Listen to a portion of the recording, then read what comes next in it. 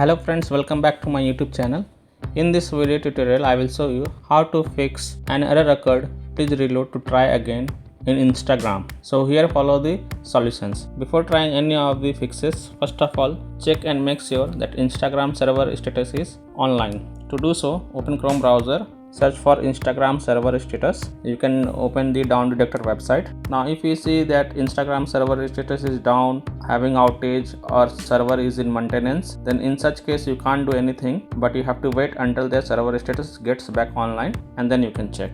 If still your problem is not solved, then tap on Instagram app icon, tap on app info. Here click on storage usage, then click on clear cache and confirm it, then click on clear data and confirm it.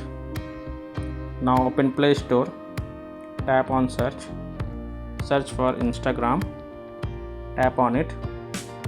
Now here if you see any update available, then update it, and then you can launch Instagram app and check the error is fixed or not. Third solution is to switch internet connection. So if you are connected to Wi-Fi, then connect to mobile data and then launch Instagram and check. If that doesn't work, then switch to Wi-Fi if you are connected to mobile data.